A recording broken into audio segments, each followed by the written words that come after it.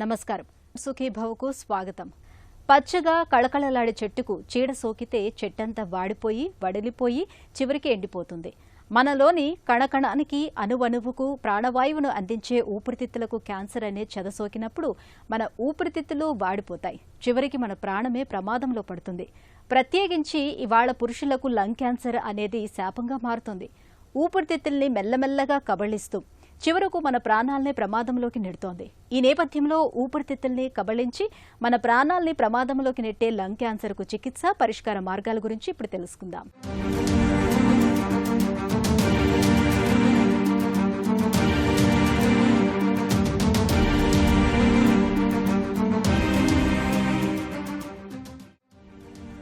ఉచ్ఛ్వాస నిశ్వాసల సవ్వడే మానవ జీవితం. కాని ఆ రాగాన్ని చిదిమేస్తూ ఊపిరిని నిలువునా నిలిపేసే ఒక నిశ్శబ్ద శత్రువు మన చుట్టూనే పొంచుంది. అదే లంగ్ క్యాన్సర్. నేడు ప్రపంచవ్యాప్తంగా సంభవిస్తోన్న క్యాన్సర్ మరణాల్లో అత్యధిక శాతానికి కారణమవుతోన్న మహమ్మారి ఇదేనంటే దీని సమస్య తీవ్రతెంతో అర్థం చేసుకోవచ్చు. ప్రతి ఏటా దాదాపు 20 లక్షల మంది ఈ వ్యాధి బారిన పడి ప్రాణాలు కోల్పోతున్నారు. మన శరీరంలో ఛాతీకి ఇరువైపులా స్పాంజ్ లాంటి 2 ఊపిరితిత్తులుంటాయి. మనం పీల్చే గాలిలోని ఆక్సిజన్ రక్తంలోకి చేర్చి కార్బన్ డయాక్సైడ్ని బయటికి పంపే అద్భుతమైన నిర్మాణం వీటిది. కానీ ఈ ఊపిరితిత్తుల లోపలి కణాలు నియంత్రణ లేకుండా, అడ్డు అదుపు లేకుండా విభజన చెందుతుంటే ప్రాణవాయువు అందక మొత్తంగా ప్రాణమే ప్రమాదంలో పడుతుంది. శరీరానికి ఊపిరులూదే కణాలే రక్కసి కణాలుగా మారి జీవన ప్రయాణాన్ని అర్ధాంతరంగా ముగించేస్తాయి.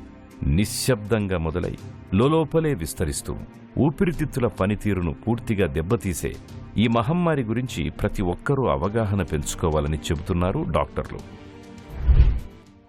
ఇంతకుముందు ఆల్మోస్ట్ 30 సంవత్సరాల క్రిందట అంతా లంగ్ క్యాన్సర్ చాలా తక్కువగా వచ్చేదని అనుకునేవాళ్ళు. కానీ ఈ రోజున పురుషుల్లో లంగ్ క్యాన్సర్ చాలా ఎక్కువగా వస్తుంది. మన దేశంలోనే 1,11,000 మంది కొత్త కేసులు లంగ్ క్యాన్సర్, ఊపిరితిత్తుల క్యాన్సర్ వస్తుందండి. అందులో 81,000 పురుషులకి, ఆల్మోస్ట్ 31,000 స్త్రీలకి వస్తుందన్నమాట. 140 కోట్ల జనాభాలో 10 కోట్ల మంది పొగాకు ఏదో రకంగా వాడుతున్నారు. పొగాకు వాటిలో రకరకాల రకాలుంటాయి. 1 సిగరెట్టు, 2 చుట్ట, 3 బీడీలు కాల్చటం, 4 పొగాకు పొడిని నస్యం పీల్చడం అంటారు. అది ఈ 3 మూలాన ఊపిరితిత్తుల క్యాన్సర్ ఎక్కువగా వస్తుంది. అందరూ పొగ తాగే వాళ్ళకి లంగ్ క్యాన్సర్ వస్తుందంటే రాదు. 100లో 44 మందికి ఎప్పుడూ సిగరెట్ తాగిన వాళ్ళకి లంగ్ క్యాన్సర్ వస్తుంది. దీనికి రకరకాల కారణాలు ఉన్నాయి. మనకేంటంటే అట్మాస్ఫిరిక్ పొల్యూషన్ అంటే కాలుష్యం. మనం ఒకసారి రోడ్డు మీద నడిస్తే ఎంత కాలుష్యం వస్తుందో మనందరికీ తెలుసు. ఈ వాహనాల మూలాన రకరకాల పొగలు రావటం మూలాన వస్తుంది. అది కాక ఈ పారిశ్రామికీకరణ అంటే మనం ఇండస్ట్రియలైజేషన్ అనుకుంటున్నాం. ఇండస్ట్రియలైజేషన్ మూలాన వచ్చే పొగ, వీటి మూలాన కూడా క్యాన్సర్లు వస్తాయి. మరి మిగతా వాళ్ళకి ఎప్పుడు సిగరెట్ కాల్చిన వాడికి, ఊర్లో ఉన్న వాళ్ళకి ఎందుకు వస్తుందంటారు? ఒకప్పుడు ఏంటంటే వంటగది వేరుగా ఉండేది ఇంటి నుంచి. ఇప్పుడు వంటగది ఇంట్లోనే ఉంటుంది. చిన్న గది అవటం మూలాన ఈ పొగ, పాపం వాళ్ళు వంట చేసేటప్పుడు ఈ పొగ పీల్చటం మూలాన కూడా క్యాన్సర్ వచ్చే అవకాశాలు ఉంటాయి. యాస్బెస్టాస్లో పనిచేసేవాళ్ళు, బొగ్గు గనుల్లో పనిచేసేవాళ్ళు, సిమెంట్ ఫ్యాక్టరీలో పనిచేసేవాళ్ళు, వీళ్ళందరికీ ఏంటంటే ఈ వృత్తిపరంగా కార్సినోజెన్స్ లోపలికి వెళ్ళే అవకాశాలు ఉంటాయండి. సో వీళ్ళు కూడా మనం హై రిస్క్ ఇండివిజువల్గా కూడా కన్సిడర్ చేయాలి. నిప్పు లేనిదే పొగరాదు అంటారు పెద్దలు. కానీ లంగ్ క్యాన్సర్ విషయంలో ఆ పొగే పెద్ద నిప్పుగా మారి జీవితాలను బూడిద చేస్తుంది. ఈ వ్యాధికి 180% ప్రధాన కారణం సిగరెట్, బీడీ, చుట్ట కాల్చడమే. సిగరెట్ పొగలో దాదాపు 70కి పైగా క్యాన్సర్ కారక రసాయనాలుంటాయి. అయితే ఆశ్చర్యకరమైన నిజం ఏంటంటే పొగ తాగని వారికి కూడా లంగ్ క్యాన్సర్ రావచ్చు. దీన్నే ప్యాసివ్ స్మోకింగ్ అంటారు. అంటే పక్కవాళ్లు గుప్పుమని వదిలే పొగను పీల్చడం వల్ల కూడా ఇతరులకి లంగ్ క్యాన్సర్ ముప్పు పొంచుంది. ఒక పరిశోధన ప్రకారం ధూమపానం చేసే వ్యక్తితో కలిసి జీవించే వారికి లంగ్ క్యాన్సర్ వచ్చే అవకాశం 30% పెరుగుతుంది. పొగ అలవాటుతో పాటు గాలి కాలుష్యం, పరిశ్రమల నుండి వచ్చే ఆస్బెస్టాస్, రాడాన్ వంటి ప్రమాదకరమైన వాయువులు కూడా లంగ్ క్యాన్సర్ని తెచ్చిపెడుతున్నాయి. ఇప్పటికే శ్వాసకోశ సమస్యలున్న వారికి ఈ కారకాలు తోడైతే పరిస్థితి మరింత జటిలంగా మారుతుంది అంటారు నిపుణులు. అసలు ఏం లక్షణాలు వస్తాయి లంగ్ క్యాన్సర్కి? ఎప్పుడైనా దగ్గు వచ్చినప్పుడు 3 వారాలు కనుక దగ్గు తగ్గకపోతే వెంటనే వైద్యుడిని సంప్రదించాలి. ఆంకాలజిస్ట్ అని కాదు, మీ వైద్యుడిని సంప్రదించాలి.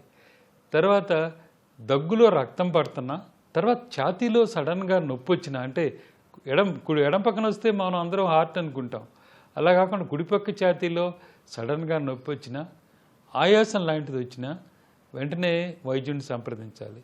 ఈ ఆయాసం వచ్చే టైంకి చాలా వరకు లంగ్ క్యాన్సర్ ముదిరిపోద్ది. ఇది కాకుండా మాట మారటం, వాయిస్ చేంజ్ అనేది లోపల గ్రంథులు ఒక్కోసారి ఈ నర్వ్, రికరెంట్ లెరింజియల్ నర్వ్ అని ఒక నరాన్ని నొక్కేయటం వలన మాట మారుద్దండి. సో ఇదొకటి. తర్వాత కొన్ని అసలు ఇలాంటి ఏముండవు, మనిషి తగ్గిపోతూ ఉంటాడు, అసలు ఆకలి లేదు నాకు, ఏదో జబ్బుగా ఉంది, నీరసంగా ఉందని అంటారు. ఇవి అన్నీ ఏంటంటే ఇవి మామూలుగా వచ్చే కాకుండా ఒక్కోసారి అబ్నార్మల్గా కూడా ఈ ఊపిరితిత్తుల క్యాన్సర్ అనేది రావచ్చు. లంగ్ క్యాన్సర్ మెయిన్గా 2 రకాలుగా చూస్తారు. ఒకటి స్మాల్ సెల్ లంగ్ క్యాన్సర్ అంటారు, రెండవది non small cell lung cancer అంటారు. ఈ స్మాల్ సెల్ లంగ్ క్యాన్సర్ అనేది చాలా వేగంగా పెరిగే ట్యూమర్. క్యాన్సర్లో వేగంగా పెరిగే ట్యూమర్లో వచ్చేది స్మాల్ సెల్ లంగ్ క్యాన్సర్. అదే non small cell lung cancer తీసుకుంటే అది మన అదృష్టవశాత్తు 100 మందిని చూస్తే 15 మందికే స్మాల్ సెల్ లంగ్ క్యాన్సర్ వస్తాయి. ఎక్కువగా వచ్చేది non small cell lung cancer. అందులో ఎడినోకార్సినోమా అనేది ఎక్కువ వస్తుందండి. ఎడినోకార్సినోమా ఎక్కువగా పొగాకు కాల్చిన వాళ్ళ వస్తుంది. సిగరెట్ తాగని వాళ్ళు, స్త్రీల్లోనూ ఎక్కువగా వస్తుంది ఎడినోకార్సినోమా. స్క్వేమస్ సెల్ కార్సినోమా అనేది ఈ సిగరెట్ కాల్చే వాళ్ళ వస్తాయి, ఈ రెండును. తర్వాత మూడోదేమో లార్జ్ సెల్ క్యాన్సర్, ఇది వేగంగా పెరిగే క్యాన్సర్. సో ఈ 2 రకాలు ఉన్నాయి. స్మాల్ సెల్ అంటారు, నాన్ స్మాల్ సెల్ అంటారు. ఈ నాన్ స్మాల్ సెల్లో adenocarcinoma, squamous cell carcinoma, large cell tumours అని ఉంటాయి. ఇంకా చాలా రకాలు ఉంటాయి, ఇవన్నీ మనకు పెద్దగా అవసరం ఉండదు. మన దగ్గర లంగ్ క్యాన్సర్తో మరణించే వారి సంఖ్య బాగా ఎక్కువగా ఉంటుంది. ఇందుకు చాలా వరకు క్యాన్సర్ను చివరి దశలో గుర్తించడమే కారణమని చెబుతారు డాక్టర్లు. టీబీ లక్షణాలు, లంగ్ క్యాన్సర్ లక్షణాలు ఒకే రకంగా ఉండటంతో చాలా మంది లంగ్ క్యాన్సర్ను టీబీగా పొరపడి చికిత్స ఆలస్యం చేస్తున్నారు. ఊపిరికి ఉరిబిగించే లంగ్ క్యాన్సర్ గురించిన మరిన్ని వివరాలను ఇప్పుడు తెలుసుకుందాం.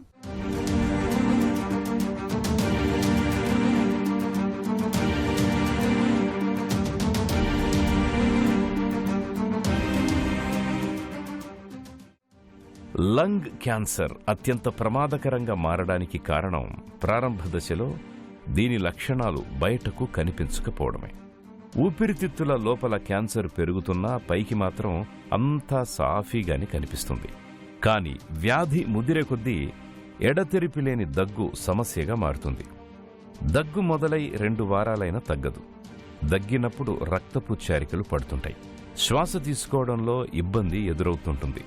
ఛాతీలో నీరు చేరడంతో తేలిగ్గా ఊపిరందక ఇబ్బంది పడుతుంటారు. పిల్లికూతలు, కారణం లేకుండా బరువు తగ్గిపోవడం, విపరీతమైన నీరసం వంటి లక్షణాలు కనిపిస్తాయి. చాలామంది దీన్ని సాధారణ దగ్గుగానో, బ్రాంకైటిస్ లేదా టీబీగానో భ్రమపడి నిర్లక్ష్యం చేస్తారు. ఈ నిర్లక్ష్యమే ప్రాణాంతకమైన సమస్యలకు దారితీస్తుంటుంది. లంగ్ క్యాన్సర్ ముదురుతున్న కొద్దీ క్యాన్సర్ కణాలు ఊపిరితిత్తుల నుండి రక్తం ద్వారా మెదడు, ఎముకలు, కాలేయానికి విస్తరిస్తాయి. దీన్నే మెటాస్టాటిస్గా పిలుస్తారు. ఇలాంటి పరిస్థితిలో చికిత్సను అందించడం, రోగిని కాపాడడం చాలా కష్టతరంగా మారుతుంది అని చెబుతారు డాక్టర్లు. తర్వాత లంగ్ క్యాన్సరు ఎక్కడి నుంచి వస్తుంది? మనకేంటంటే లంగ్ తీసుకుంటే ఊపిరితిత్తుల్లో 2 ఉంటాయి. బ్రాంకస్ అని ఉంటుంది, గాలిగొట్టాలు, దాని తర్వాత గాలి గదులు, అంటే బయటికి వెళ్ళేటప్పటికి ఆల్వియోలార్ ఫామ్ అవుద్ది. ఈ స్క్వేమస్ సెల్ క్యాన్సర్ అనేది, స్మాల్ సెల్ క్యాన్సర్ అనేది గాలి గొట్టాల్లో వస్తుంది, అంటే బ్రాంకస్లో వస్తుంది అనమాట. దీన్ని ఏంటంటే ఎండోబ్రాంకియల్ లీషన్స్ అంటారు, సెంట్రల్ లీషన్స్ అంటారు. అంటే గాలి గొట్టాలలో వచ్చేది ఎక్కువగా ఈ squamous cell cancer, small cell cancer.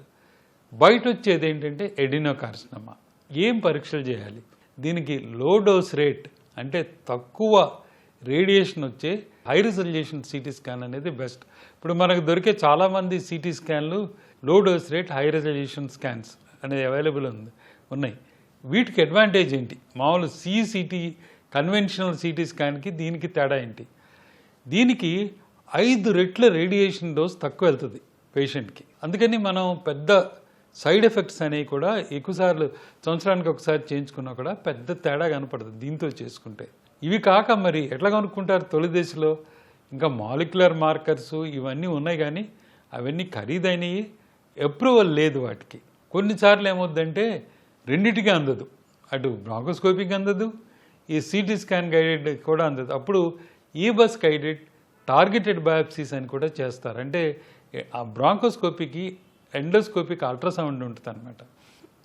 దాని నుంచి మనం లింఫ్ నోడ్ చూడొచ్చు. ఆ లింఫ్ నోడ్ నుంచి కూడా సఫిషియెంట్ బయాప్సీ చేసి పంపించవచ్చు. దీన్ని 4 స్టేజీలుగా ఉంటుంది. మొదటి స్టేజ్లో ఏంటంటే చిన్న గడ్డ, ఇది 2 సెంటీమీటర్ల కంటే మెయిన్ బ్రాంకస్ దగ్గరలో కాకుండా దూరంగా ఉంటుంది. రెండోది 2 నుంచి 4 సెంటీమీటర్ల దూరంగా మెయిన్ బ్రాంకస్ నుంచి కొంచెం దూరంగానే ఉంటుంది. ఒక్కసారి లింఫ్ నోడ్ ఇన్వాల్వ్ అయితే 3వ స్టేజ్ కింద వచ్చేస్తాం అనమాట. ఎదురుగుండా అంటే ఒక సైడ్ రైట్ లంగ్కి లెఫ్ట్ సైడ్ లింఫ్ నోడ్స్ వచ్చినా, పెద్ద పెద్ద నోడ్స్ వచ్చినా ఇది 3B అంటారు. 4వ స్టేజ్ అంటే వేరే లంగ్ రావటం, ఈ లంగ్లోనే వేరే చోటుకి వెళ్ళటం, వాటర్ ఫామ్ అవుద్ది, ప్లోరల్ ఎఫ్యూషన్ అంటారు. అప్పుడు 4వ స్టేజ్ కిందకి వస్తాయి. ఇవి 4 రకాల స్టేజ్లండి. మన దగ్గర లంగ్ క్యాన్సర్పై ఎన్నో అపోహలు ప్రచారంలో ఉన్నాయి. ఊపిరితిత్తుల క్యాన్సర్ అనేది కేవలం వయసు పైబడ్డ వాళ్లకే వస్తుంది, పొగ తాగే మగవాళ్లకే వస్తుంది అనుకుంటారు చాలామంది. నిజానికి ఇదో పెద్ద అపోహ. ఇటీవల జరిగిన అధ్యయనాల ప్రకారం యువతుల్లో అసలు జీవితంలో పొగ తాగని మహిళల్లో కూడా లంగ్ క్యాన్సర్ కేసులు ఆందోళనకరంగా పెరుగుతున్నాయి. జీవక్రియల్లో మార్పులు, హార్మోన్ల ప్రభావం ఇందుకు కారణం కావచ్చు అని పరిశోధకులు భావిస్తున్నారు. అలాగే క్యాన్సర్ ఒకరి నుండి మరొకరికి అంటుకుంటుందని, బయాప్సీ పరీక్ష చేస్తే క్యాన్సర్ మరింత వేగంగా పాకుతుంది అని కొంతమంది నమ్ముతారు. ఈ నమ్మకాల్లోనూ ఎలాంటి నిజమూ లేదు. బయాప్సీ అనేది క్యాన్సర్ ఏ రకానికి చెందిందో ఖచ్చితంగా తెలుసుకోవడానికి చేసే అత్యంత సురక్షితమైన పరీక్ష. అనుమానిత లక్షణాలు కనిపిస్తున్నప్పుడు బయాప్సీతో పాటు ఛాతీ x-ray, CT scan, PET scan, bronchoscopy వంటి ఆధునిక పరీక్షల ద్వారా ఊపిరితిత్తుల్లో క్యాన్సర్ ఆనవాళ్లని సులువుగానే పసిగట్టొచ్చు. అంతేకాదు, క్యాన్సర్ తీవ్రతను అది ఏ స్టేజ్లో ఉందో కూడా ఖచ్చితంగా నిర్ధారించవచ్చు. మొదటి 2 దశల్లో లంగ్ క్యాన్సర్ కుదిరితే, అంటే ఈ non small cell lung cancer కుదిరితే బెస్ట్ ఆప్షన్ సర్జికల్ ఆప్షనే. సర్జరీ ఏంటంటే ఒక చోట ఒక పెరిఫరీలో చిన్నది ఉందనుకోండి, 2 సెంటీమీటర్ల గడ్డ, వెడ్జ్ రిసెక్షన్ అని చేస్తారు. అంటే అటు ఇటు స్టేప్లర్ వేసేసి 1 సెంటీమీటర్ క్లియరెన్స్ పెట్టి కట్ చేసేయటం. ఇది చేయటం వలన ఏంటంటే పెద్దవాళ్ళలో, వయసు ఎక్కువ ఉన్న వాళ్ళు ఇది ఈజీగా అయిపోద్ది, తక్కువ బాధలు ఉంటాయి ఆపరేషన్ తర్వాత. అది ఈజియెస్ట్ అన్నమాట వెడ్జ్ రిసెక్షన్. అది కాకుండా లోబెక్టమీ అంటారు. అంటే మామూలుగా స్టాండర్డ్గా చేసేది లోబెక్టమీ అనమాట. ఒక చోట ఉన్నది ఆ గాలి గొట్టంతో పాటు, లోయర్ లోబ్ అనుకోండి, లోయర్ లోబు గాలి గొట్టంతో పాటు తీస్తారనమాట. 3వ ప్రొసీజర్ ఏంటంటే న్యూమోనెక్టమీ, అంటే ఒక లంగ్ తీసేయటం, ఎంటైర్ లంగ్. అది లెఫ్ట్ సైడ్ అయితే రైట్ సైడ్ ఎక్కువ పర్సంటేజ్ ఉంటుంది కాబట్టి కొంతవరకు కంఫర్టబుల్గానే పేషెంట్స్ విస్టాండ్ అవుతారు. అదే రైట్ లంగ్ తీస్తే లెఫ్ట్ లంగ్ ఓన్లీ 45% ఉంటుంది కాబట్టి కొంతవరకు కష్టం ఉంటుందండి. వీటికి ఆపరేషన్ అయిన తర్వాత ఏం అక్కర్లేదా అంటారు. వీటిని మాలిక్యులర్ టెస్టింగ్కి పంపిస్తున్నారు. అంటే ఈ lung cancer EGFR పాజిటివా, EGFR నెగిటివా, ఆల్క్ పాజిటివా, Ross పాజిటివా, PDL1 పాజిటివా అనేది. వీటిలో ఏంటంటే ఈ ఉన్న వాళ్ళకి 2 సంవత్సరాలు అంటే కీమోథెరపీ కొంతకాలం నోట్ పాజిటివ్కి 6 సైకిల్స్ ఇచ్చి ఆ తర్వాత 2 సంవత్సరాల వరకు ఈ యాంటీ ఈజీఎఫ్ఆర్ మెడికేషన్. ఈజీఎఫ్ఆర్లో కూడా 2 రకాలు ఉన్నాయి. 19 డిలీషన్స్ అని, ఇంకోటేమో 19, 21, 21 అనేది ఇంకోటి ఉంది. ఈ కొన్నిటికి ఈజీఎఫ్ఆర్కి 19, 21కేమో జెఫిటినిబ్బు, ఎర్లోటినిబ్బు, మొస్మెటినిబ్బు ఇలా చాలా వచ్చినాయి. అదే 20 దానికి చూస్తే ఇది పనిచేయదు మామూలుగా. అందుకని వాళ్ళకి ఈ అబివాంటినిబ్ అనేది ఇస్తున్నారు. సో ఈ 2 ఈజీఎఫ్ఆర్లు అనే 2 రకాలు ఉన్నాయి. అలాగే ఆల్కులో కూడా మంచి మందులు వచ్చినాయండి. ఇవన్నిటికీ ఏంటంటే ఎప్పుడైతే ఈ మనం మాలిక్యులర్ మార్కర్స్ కనుక్కున్నామో దానికి టార్గెటెడ్, అంటే అక్కడ టార్గెట్ చూసి మందులు వేయటం అనమాట. దీనికి చాలా బెనిఫిట్ వస్తాయి. ఊపిరితిత్తుల్లో క్యాన్సర్ను నయం చేయడానికి ఇవాళ ఆధునిక వైద్యంలో కీమోథెరపీ, రేడియేషన్ మొదలుకొని సర్జరీ వరకు చక్కటి చికిత్సలు అందుబాటులో ఉన్నాయి. ఊపిరితిత్తుల్లో క్యాన్సర్ ఆనవాళ్లను త్వరగా పసిగట్టి అంతే త్వరగా చికిత్స మొదలు పెడితే లంగ్ క్యాన్సర్ నుంచి పూర్తిగా బయటపడొచ్చు. ఊపిరితిత్తుల క్యాన్సర్కు అందుబాటులో ఉన్న చికిత్సల గురించి ఇప్పుడు తెలుసుకుందాం.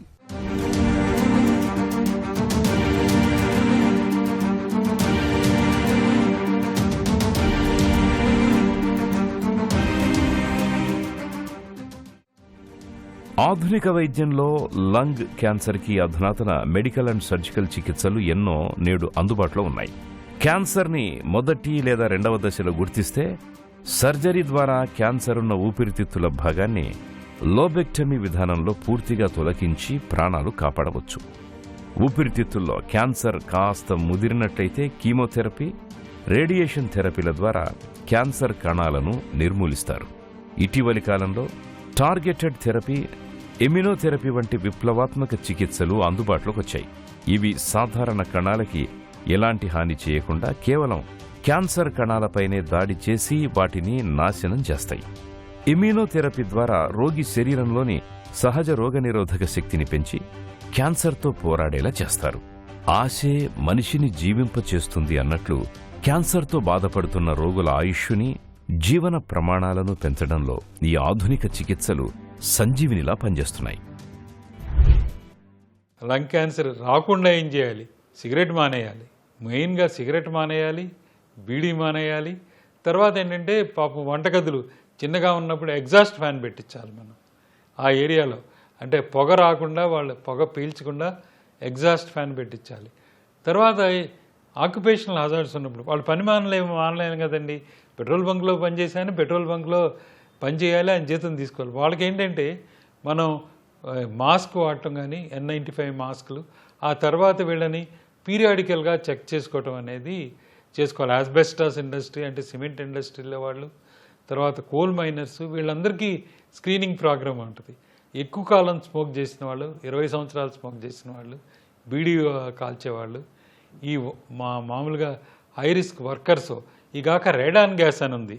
మన ఇళ్లలో కూడా ఒకసారి రేడాన్ గ్యాస్ ఎక్కువ వచ్చే అవకాశాలు ఉంటాయి.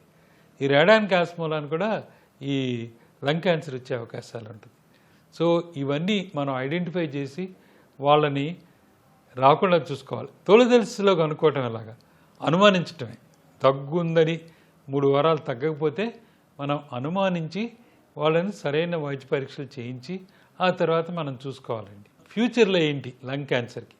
ఫ్యూచర్లో ఏంటంటే తొలిదశలో గుర్తించడం ఒకటి మొదటిగా. రెండోది, ఇప్పుడు కొత్తగా అసలు డ్రగ్స్లో రివల్యూషనరైజ్డ్ వచ్చింది.